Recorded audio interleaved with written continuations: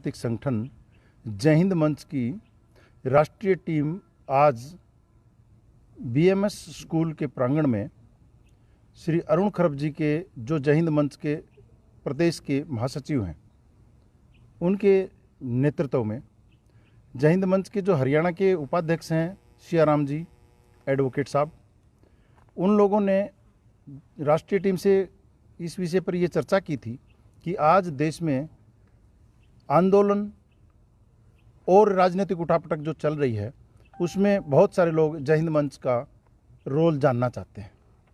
उस विषय पे आज ये हमने प्रेस वार्ता रखी है। आज की अगर युद्धों की बात की जाए तो कहाँ कहाँ के दौरे गए और क्या संदेश दिया गया? आज अलग अलग वार्ड में और अलग अलग जगहों पे जय हिंद मंच का जो कैडर है उसकी एक्टिविटीज़ थी और नए कैडर के निर्माण के लिए कार्यक्रम रखे थे। जय हिंद मंच का ये मानना है कि जाति, धर्म, क्षेत्र, गोत्र और राजनीतिक पार्टियां ये सेकेंडरी होनी चाहिए और राष्ट्र प्रथम होना चाहिए। जय हिंद मंच जिस मुद्दे को लेकर के गांव-गांव, ब्लॉक और जिला वाइज जा रहा है उसका मुख्य मकसद ये है कि आज देश में 140 करोड़ लोग पार्टियों के बीच बंटकर रह गए। ऐसे में एक निष्पक्ष टीम की सख्त आवश्यकता है कि जो देश में किसी भी मुद्दे पर सही को सही और गलत को गलत कहने की क्षमता रखता हो। आज प्रत्येक व्यक्ति किसी न किसी पार्टी का हिस्सा है, इसमें कोई बुराई नहीं, लेकिन सवाल ये उठता है कि फिर निष्पक्ष कौन होगा, किसी भी मुद्दे पे फैसला कैसे हो, सही और गलत का निर्णय कैसे हो, उसके लिए एक निष्पक्ष टीम की आवश्यकता है जो जय हिंद मंच अपना काम कर रहा है। सर, अगर जय हिंद मंच की बात करें, कब इसकी स्थापना हुई और कितने सदस्यों की संख्या आपके ग्रुप से जुड़ी? जय हिंद मंच की स्थापना 21 अक्टूबर 1985 को हुई। 10,54,837 लोग 172 जिलों में हैं, उत्तर भारत के 9 राज्यों में। अगर बात की जाए, अभी आपने कहा कि गैर राजनीतिक संगठन है, लेकिन कहीं ना कहीं 2 सदस्य आपके संगठन से जुड़ के आज बड़ी पदवी पे हैं। क्या ये एक तौर पे तैयार की जाती है? हाँ, हम खुले मन से इस बात को स्वीकार करते हैं, लेकिन हम उसमें पार्टी और पार्टी की विचारधारा को नहीं आने देते। जय हिंद मंच में सिर्फ 2 ही नहीं, आपने उन 2 का इशारा किया है जो लोकसभा और राज्यसभा में हैं, लेकिन इसमें कुछ राज्यों के मुख्यमंत्री भी हैं और 6 से 7 राज्यों के एमएलए और कुछ मिनिस्टर्स भी हैं जो जय हिंद मंच के समर्पित सिपाही थे और आज देश में अलग अलग पार्टियों में सत्ता चला रहे हैं। लेकिन हम किसी भी पार्टी से प्रभावित नहीं हैं और किसी भी पार्टी की विचारधारा को समर्थन नहीं करते। हम कहते हैं कि संविधान के अनुसार देश चलना चाहिए और मुद्दों पे बात होनी चाहिए और संवाद होना चाहिए। जैसे छोटी सी बात उदाहरण के लिए मैं कहता हूँ कि आज जो बात चली है कि जातीय जनगणना होनी चाहिए क्या, तो जय हिंद मंच कह रहा है बिल्कुल नहीं होनी चाहिए। जातीय जनगणना जातिवाद को बढ़ावा देती है। क्या जनसंख्या नियंत्रण का कानून आना चाहिए क्या? हम कह रहे हैं कि जनसंख्या नियंत्रण नहीं, जनसंख्या संतुलन की बात होनी चाहिए। अगर 100 में से 80 ने जनसंख्या नियंत्रित कर भी ली तो 20 बढ़ाएंगे, देश की बड़ी बड़ी सारी की सारी योजनाएं ध्वस्त हो जाएंगी अगर जनसंख्या बढ़ी तो। इसलिए जनसंख्या सिर्फ नियंत्रित नहीं, जनसंख्या संतुलित हो, प्रत्येक व्यक्ति पर लागू हो। अगर जय हिंद मंच की रूपरेखा की बात करें तो ऐसे कौन से मुद्दे हैं जो पूरे ऑल ओवर इंडिया में लेकर आप चल रहे हैं, जिनको आप प्रमुखता से उठा रहे हैं? जैसा आप सब जानते हैं, जय हिंद मंच ने धारा 370 35A के पेटिशनर रहे हैं। जय हिंद मंच के राष्ट्रीय उपाध्यक्ष सुप्रीम कोर्ट के एडवोकेट राकेश जी मुदगिल, जय हिंद मंच ने we the citizen title suit से ये केस लड़ा, नीचे 4 कोर्टों में हारे और सुप्रीम कोर्ट से जीते। इस सरकार ने और संसद ने बिल पास किया, ये सरकार का और संसद का धन्यवाद। लेकिन जय हिंद मंच के 10,54,000 लोग, जिनको मैं फक्र से कहता हूँ कि अरुण खरब जी जैसे और एडवोकेट सियाराम जी जैसे जय हिंद मंच के पदाधिकारियों ने अपना पूरा जीवन लगाया, तब धारा 370 और 35A हटी और इस देश के अभिन्न अंग जम्मू कश्मीर इस भारत का हिस्सा बना। 1985 से आप लोगों ने मंच का संचालन कर रहे हैं, लेकिन आज भी कहीं ना कहीं एक देश एक कानून नहीं बन पाए। क्या खामियां रही? खामियां ये रही कि प्रत्येक व्यक्ति अपनी जाति को महत्व दे रहा है। प्रत्येक व्यक्ति, मैं पार्टी नहीं कह रहा, प्रत्येक व्यक्ति अपने क्षेत्र को महत्व दे रहा है।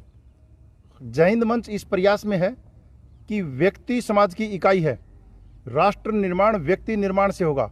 जय हिंद मंच अपने सेमिनार्स लगा करके, अपनी वर्कशॉप लगा करके प्रत्येक व्यक्ति को ये तैयार करना चाहता है कि आप जाति, धर्म, क्षेत्र और गोत्र के आधार पर नहीं, काबिलियत के आधार पर मतदान करें और काबिलियत के आधार पर मतदान करके बेहतरीन से बेहतरीन जनप्रतिनिधि विधानसभाओं में और लोकसभा में भेजें। जिस दिन ये काम कर पाई जनता, उस दिन राजनीतिक पार्टियां अपने आप सुधर जाएंगी, उनमें अपने आप लोकतंत्र आ जाएगा। सर, आप जय हिंद मंच के संस्थापक भी हैं और राष्ट्रीय अध्यक्ष भी हैं। 3 कृषि कानून लाए गए थे जिसे लेकर 1 साल तक अभी तक बवाल मचा हुआ देश के अंदर, और मोदी जी ने, जो देश के प्रधानमंत्री, ने माफ़ी मांगकर किसानों से अभी वो कृषि कानून वापस लेने की बात भी कह दी है। तो इस बारे में क्या कहना आपका? जय हिंद मंच का पहले दिन से डंके की चोट पर खुल के कहना है, किसानों की मांग जायज़ है। किसानों की पिछले 70 साल से दुर्गति हुई है। किसानों की उत्पाद का कभी सही मूल्य नहीं मिला, उनको सही खाद नहीं मिली। किसानों की जितनी भी मांगे हैं 100% सब की सब जायज़ हैं। लेकिन ये आंदोलन किसानों का आंदोलन है, लेकिन दुष्टों के और राक्षसों के हाथ में है और उनका नेतृत्व है। पहले दिन से हम कहते हैं कि हम 20 साल से किसान आंदोलन के लिए लड़ते रहे। 10-10 दिन तक हम जंतर मंतर और रामलीला मैदान में माननीय अन्ना हजारे जी और दूसरे सामाजिक कार्यकर्ताओं के साथ किसानों की मांगों को लेकर भूख हड़ताल पर रहे। ये जो जत्थेबंदी कुछ आई हुई थी पंजाब से, इन जत्थेबंदियों में से आधे से ज़्यादा लोग उस आंदोलन में हमारे साथ बैठे और हमने किसानों के लिए लड़ाई लड़ी। स्वामीनाथन आयोग के लिए हमने खूब मांग की। MSP के लिए आज भी हम पक्षधर हैं, होनी चाहिए, और उसके ऊपर गारंटी का कानून भी होना चाहिए। लेकिन जिन लोगों के हाथ में ये आंदोलन है, उन लोगों से सावधान देश को भी होना चाहिए और सरकारों को भी होना चाहिए। विदेश के पैसे से, देश के दुश्मनों से फंडिंग है और राजनीतिक पार्टियां उस फंडिंग को बढ़ावा दे रही हैं। नेतृत्व गलत हाथों में है, आंदोलन गलत दिशा में जा रहा है। हम किसानों के समर्थक हैं, आंदोलन के नेताओं के नहीं। चलिए सर, जब कंगना रनौत फिल्म अभिनेत्री, उसके आए दिन किसानों के खिलाफ बयान भेजी जाती है उनकी, और अभी कुछ दिन पहले, अभी जो कल या परसों की बात है, तो पठानकोट से वो मथुरा वृंदावन जा रही थी, तो उन्होंने भैया आया कि माफ़ी मांगी और वहाँ से गई। लेकिन आज कंगना रनौत का एक बयान आया है कि मैंने किसानों से माफ़ी नहीं मांगी। कंगना रनौत जो किसानों के खिलाफ बयान दे रखी, जो अन्नदाता है देश का, उसे लेकर क्या कहना चाहेंगे? आपका मंच की क्या राय है? भारत के सबसे बड़े गैर राजनीतिक संगठन जय हिंद मंच का ये मानना है कि किसी भी व्यक्ति के बयान की आकलन लोकतंत्र के चौथे स्तंभ मीडिया ने अपने विवेक से करना चाहिए। अगर किसी कला के व्यक्ति, किसी शिक्षा के व्यक्ति और किसी खेल के व्यक्ति को किसी दिए गए बयान पर अगर राष्ट्रीय परिप्रेक्ष्य में देख करके उसको इतना बड़ा अगर बना करके देखा जाए, तो ये लोकतंत्र के चौथे स्तंभ मीडिया के विवेक पर भी प्रश्न चिन्ह लगता है। क्यों उसके बयान को इतनी तवज्जो दी गई? उसने अपने पर्सनली कोई बयान दिया, उसको उस तक ही सीमित रखें, राष्ट्र तक ना लिया जाए। बाकी हम किसी महिला पर या किसी कलाकार पर ज़्यादा कुछ टिप्पणी करना नहीं चाहते। हम अपने राष्ट्र के लिए और मुद्दों पर ही ध्यान रखना चाहते हैं। पूरे देश के अंदर आक्रोश है कि कंगना रनौत को पद्मश्री अवार्ड दिया सरकार ने, उसे वो गलत मानते हैं। आपका जय हिंद मंच और आप व्यक्तिगत रूप से कंगना रनौत को पद्मश्री दिया, क्या इसे सही मानते हैं? जितने भी अवार्ड हैं, पद्मश्री, पद्म विभूषण, भारत रत्न, उनका एक पूरे का पूरा सिस्टम है नीचे से लेकर के ऊपर तक कि वो किन व्यक्तियों को दिया जाना चाहिए और कब और किन हालातों में दिया जाना चाहिए। इस पूरे के पूरे सिस्टम के ऊपर दोबारा से सोचने की आवश्यकता है। जय हिंद मंच के 10,54,000 लोग डंके की चोट पर कहते हैं कि जिस तरीके से सुप्रीम कोर्ट में सिलेक्शन कॉलेजियम, गवर्नर की नियुक्ति, उसी तरीके से सभी के सभी पद्मश्री, पद्म विभूषण और पद्म विभूषण, उनको किस आधार पर दिया जाता है, इस पर गहराई से और जड़ से सोचने की और दोबारा से मैकेनिज्म तैयार करने की जरूरत है। ऐसा नहीं होना चाहिए कि सरकारें जिसको चाहे दें और जिसको चाहे ना दें। कोई क्राइटेरिया तो फिक्स होना चाहिए।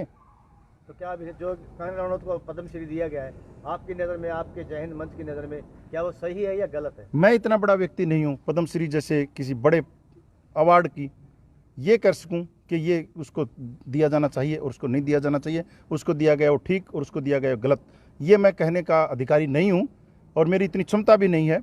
मैं तो एक मामूली सा संगठक हूँ, लेकिन मैंने अपने विचार रखे हैं जिनको फिर दोहरा रहा हूँ कि इतने बड़े सम्मान किस आधार पर दिए जाते हैं, इसका 140 करोड़ लोगों को जानने का हक है। सर, अभी आपने कई आंदोलनों का जिक्र किया कि किसानों की आवाज़ उठाई, हमने व्यापारी की आवाज़ उठाई, लेकिन जब भी कोई आंदोलन होता है उसमें से कुछ लोग राजनीतिक विचारधारा से जाके जुड़ के नेता बन जाते हैं। क्या जय हिंद मंच ऐसे व्यक्तियों पे आगे जिसको आपने सींचा है, जिसको आपने तैयार किया है, और जब फल पाने की वो होती है तो वो पार्टी से जुड़ जाते हैं। क्या जय हिंद मंच इस पे रोक लगाएगा? जय हिंद मंच इस पर रोक नहीं लगाता। जय हिंद मंच इसके लिए उनको मोटिवेट करके तैयार करता है, लेकिन वो किसी पार्टी विशेष के पक्ष में जाने की नहीं कहता। राजनीति से दूर रह करके गैर राजनीतिक संगठन जो काम करते हैं वो ठीक नहीं है। राजनीति अछूत नहीं है। जय हिंद मंच का ये मानना है कि अगर साफ सुथरी छवि के शिक्षित, सक्षम और सक्रिय और अच्छे लोग, सज्जन लोग अगर राजनीति से दूर रहेंगे तो दुष्ट राजनीति पर हावी हो जाएंगे। इसलिए अच्छे लोगों को राजनीति में आना चाहिए।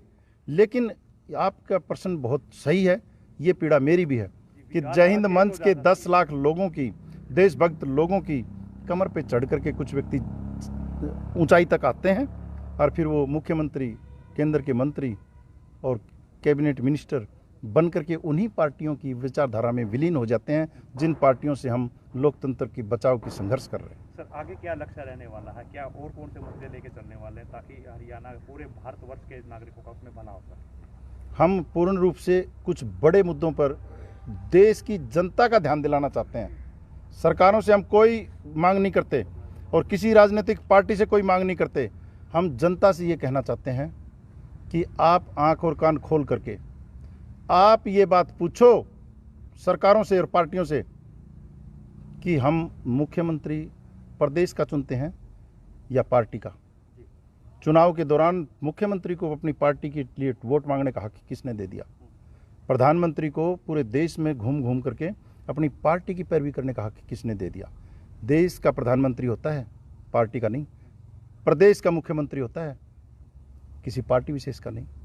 अगर आज किसी प्रदेश का मुख्यमंत्री किसी दूसरे प्रदेश में जाकर के राजनीति करता है और पार्टी की पैरवी करता है, वो प्रदेश किसके भरोसे छोड़ के जा रहा है?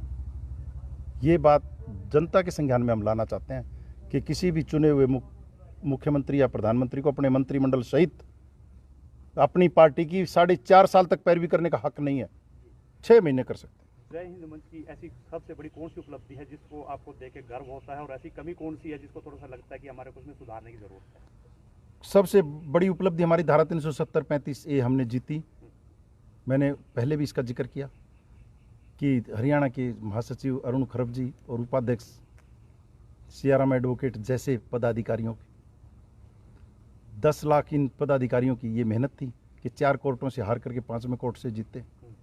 ये मैं सबसे बड़ी उपलब्धि मानता हूँ। बाकी 1009 शहीदों की प्रतिमाएं लगाई। जो 1009 शहीदों की प्रतिमाएं हमने लगाई हैं वो मन को सुकून देती हैं और शहीदों और सैनिकों के प्रति सम्मान को आगे बढ़ाती हैं।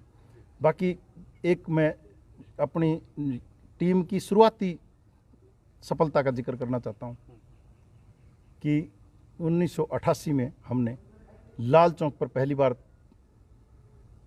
कश्मीर में तिरंगा फहराया था। जय हिंद मंच के 2.5 साल बाद रूलिंग पार्टी जो आज है उसके द्वारा झंडा फहराया गया। हमने वो झंडा फहरा करके ये मैसेज दिया था कि कश्मीर भारत का अभिन्न अंग है। और आज भी BSM स्कूल के अंदर इस विषय पर ये बातचीत उन बच्चों के लिए एक प्रेरणा है जो 1600 बच्चे इस स्कूल में पढ़ते हैं, BSM सीनियर सेकेंडरी स्कूल में। उन बच्चों तक ये मैसेज जाए कि कश्मीर भारत का अभिन्न अंग है। इसको दुनिया के सामने लाने के लिए जय हिंद मंच ने 1988 में पहली बार लाल चौक पर तिरंगा फहराया। भविष्य पीढ़ी को सुधारने के लिए क्या करियर काउंसलिंग जरूरी है? हाँ, उस पर जय हिंद मंच के आज जो मेरे साथ बैठे हुए हैं ये पायलट हैं और पायलट अनिल शर्मा जी, ये स्कूल जाते हैं और आज भी BSM स्कूल में अरुण खरब जी से इसी विषय गैर राजनीतिक संगठन के राष्ट्रवादी विचारों के संस्थापक अध्यक्ष महोदय हमारे बीच में आए। बहुत अच्छी बातें कानून संबंधी भी बताई, राष्ट्र प्रेम के बारे में भी बताई और जय हिंद मंच की उपलब्धियों के बारे में बताई। अपनी आगे की जो रणनीति है, जो विचारधारा को आगे बढ़ाने की बातें हैं, उनके बारे में भी हमें अवगत कराया। इससे हमें बहुत ऊर्जा मिली है। सर का और पूरी टीम का हम सभी दो में इनके आने पर बहुत बहुत स्वागत, अभिनंदन, धन्यवाद करते हैं। और मेरे बारे में और अरुण खरब जी के बारे में जो इन्होंने हमारी प्रशंसा की है, हम अपना स्नेह हमारे प्रति दिखाया है, उसका हम सदैव इनके ऋणी रहेंगे। बहुत बहुत जय हिंद। देशों को जागरूक करने के लिए क्या संदेश देना चाहिए? संदेश ये है कि हर बच्चे में प्रतिभा होती है, उसे उभारने का काम सिर्फ टीचर कर सकता है। इसी चीज़ की हमारे देश में कमी है कि गांव में बच्चे कमज़ोर होते हैं, दिल्ली में बच्चे होशियार होते हैं। ये कॉन्सेप्ट गलत है। प्रतिभा हर बच्चे में है, बच्चे में प्रतिभा उभारो, बच्चा जहाँ चाहो वहाँ भेज दो। Thank you. शर्मा जी, जी, जय जी। हिंद मंच के संस्थापक हैं और साथ में पायलट साहब पहुंचे हैं, तो क्या कहेंगे? आज हमारे बीच में गैर राजनीतिक जो संगठन हमारे पूरे भारत का और उसके राष्ट्रीय संस्थापक हमारे आदरणीय भाई साहब सुरेश जी हमारे बीच में पहुंचे हैं। उन्होंने जो अब प्रेस के माध्यम से जो संदेश दिया है, अब वो सुन कर करके ही हमारा खून जो है ना गर्म हो गया है। अगर किसी प्लेटफॉर्म पे हमारे को उन्होंने खड़ा कर दिया तो क्रांति अवश्य हम ला सकते हैं।